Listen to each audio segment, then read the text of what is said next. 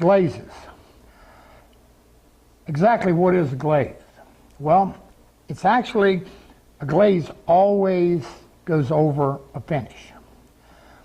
And it's a way of either doing one of two things in my world. You're either going to accent with it or you're going to deepen and enrich with it. Now, typically, a glaze is used to enhance. And a prime example of that is to take a darker glaze over a lighter color, and you use it to either enhance some type of antique look, whether it be distressed or whatever the case, or you're using it to create a color effect. And by that, what I mean is you could take a tabletop or whatever, for example, and you could take a glaze and go around the edge of it and darken it a little. You can also take it, and that's a pretty good look, and like in a raised panel, you've got your door or whatever it is, one color, the center of the panel is a color, and then you just glaze around the profile and it darkens it a little bit. It's kind of like framing that panel. Glazes can be used to hide a few ills too.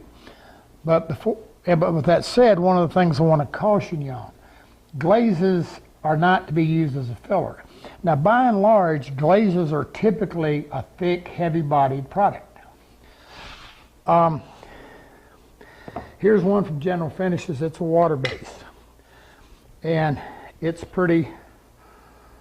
thick, heavy paste consistency. But that's not the only way a glaze is used. Now, what I've got here, and throughout this whole series, where we're finishing projects, and as we're doing them, you're going to see me glazing all the time. Now, here's a piece of plywood that I simply took some General Finishes cinnamon dye, smeared it on it, didn't bother with blotch control or nothing. Kind of put it on and shot a coat of water-based finish over it. Now you can see it's pretty gnarly, nasty. I got a few spots there I missed. Now obviously this isn't something you want. But the reason I did this is to kind of show you how a glaze can help us.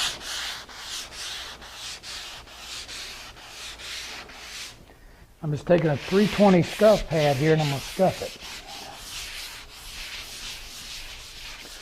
Now one of the things the glaze will do is it can help us to even out a color.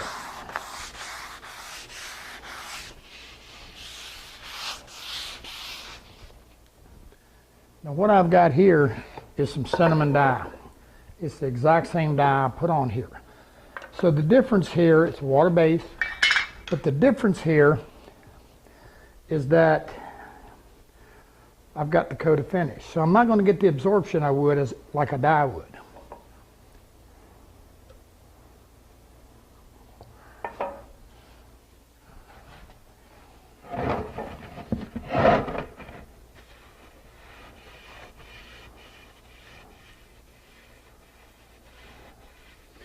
Now you can see we're leaving a very light, we're not doing a really dark, we're not darkening it that much. But what we're doing is it's making the color even, and it helps to enrich the color. And if you got a little occasional sand through or whatever, it'll often help with that. Now we take the same panel, and this time what I'm going to use is a little bit of, this is a general, it's Van Dyke Brown. Now there's a lot of different companies make them, but glazes. Now, if I take the brown, and I hope this will show up pretty good on camera, I'm actually darkening a little bit. It almost looks the same, but it's not, it's darker. Now, I'm going to be real honest. I don't care for the water-based glazes. They don't seem to hang on the surface as well. Now here's another one. Now this doesn't say glaze, but what this is simply a gel stain. And it's an oil base. Oil base hangs better on the surface than a water base.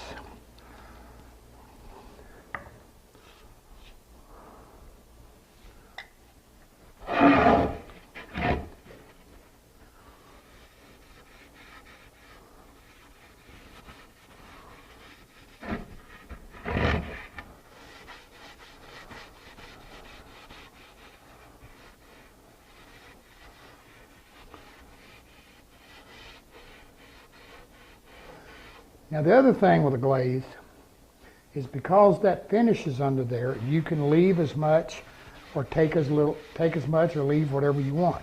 But you can definitely see how that darkened it.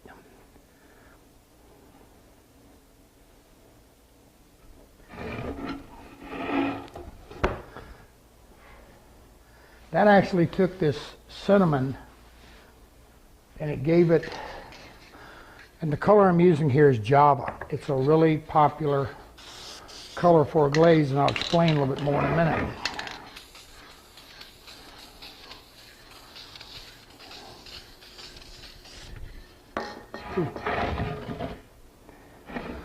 But what it did to this is it gave it more of from a red to a burgundy. So glazes, you know, you can, like I said, you can use about any color. Now, one of the things that I need to caution you on, I told you I really like the oil-based glazes, or actually, for the most part, I use the gel stains. The problem is using a water-based stain over it. If you've got a thin coat of, and I'm going to be specific in this, in the general finishes, because I know how that dries, and you leave it on 48, 72 hours, you could do a light scuff and put a water base over it pretty safely. The issue is, where I've seen folks try to take that thick glaze and work it into a crack or work it into a open knot or something like that. The problem with that is that you've got this mass of material in here. It's going to take forever to dry. And you put a water base over it, you could have adhesion issues. A simple good rule of thumb is, if you use the oil-based glaze, dust a little coat of shellac over it if you're using the water base. If you're using solvent base, you don't have that. If you're using an oil finish, you want to make sure again that the oil-based gel stain dries well, because if not, your oil can try to soften it and pull some of your color. So just let the glaze dry well. And don't try to get real heavy with it. Now the other place we use glaze, and I talked about accenting texture, is a good term, I think.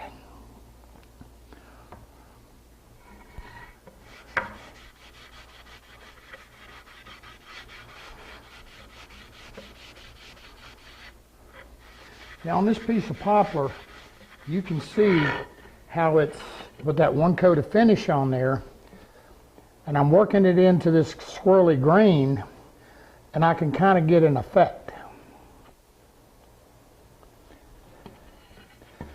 But on this edge, and I gnawed this edge up. As most of you know, I enjoy doing what I call freeform, and I like barking them. Meaning, if I'm doing a freeform slab, a lot of times I don't have a free form. I'll take a piece of wood and cut it into whatever shape I want. Then I come back and nibble up the edges, and I, quote, bark it. Now this is a case where you could very easily get too much material. You've got all these deep nooks and crannies. So when you put it on, you want to make sure you take a good brush because you don't want to leave a big gob in there. That's what you don't want. I'm wiping it off and I'm just going back over it. You know, you can use also, you know, you can use latex paint and take some water and wipe it back.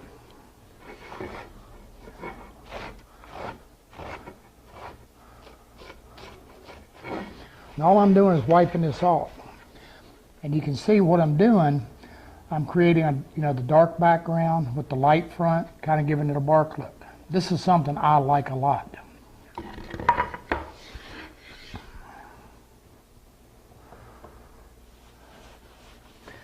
Now, just for information, if you're using an oil-based gel stain as we are, and it starts to set up on you, or you need to remove some of it, you can either use naphtha or you can use mineral spirits. Now here's one with a little bit more, and I don't know how well we're going to be able to see this because we didn't tear this up really well. But what it's doing, it's still kind of hard to see. There we go. Can you see the ridges in this? This is where the surface was hand planed. And it's going to kind of, and what you're kind of going to have it do is hang a little bit on those edges to kind of accent that plane mark. Now again, this is where we're looking to antique something or whatever. And there will be some videos at some point where we're actually antiquing something, and you'll see what I'm talking about. But again, glazes, like I said, rarely do I do anything I don't glaze it. Now, there's some cautions. If you're using shellac and you've got an acetone-based or alcohol-based stain, you don't want to use that as a glaze because it's going to melt it. If you're using a water-based or a gel stain, they're going to be compatible over anything. They're just not going to. But again, if you use an oil finish, now you got to let it's the same thing. I told you you got to let the oil-based glaze dry before you put an oil over it. By the same token, you want to let, if you're putting an oil down as your finish, your first coats, you want to let that dry really well before you put the glaze over it. Oils dry slower, so you got to give them a little bit of time. And don't get big, heavy buildups of it. Now that said, there's nothing to say that you can't glaze it, put a coat of finish on it, and come back and glaze it again. I do it all the time. You know, and I mean, I've had, you know, and you'll see some of this. You're spraying, you're finishing something, and you know everything looks pretty good, but you know here's a rail or stile on the door or something like that. For whatever reason, looks a little light. Well, I'll just glaze that part of it, and you know bring my color in. Nothing wrong with that. It works really well. Again, if you use water base, make sure that the oil base is dry. And again, a smart thing to do, put just a little ½ pound, cut a shellac over it, seal it in. Bottom line, no, if you ever have a question whether something's going to be compatible and you question adhesion in any way, shellac's your answer. It's a bond coat. It'll take care of either one. All right, that's glazes.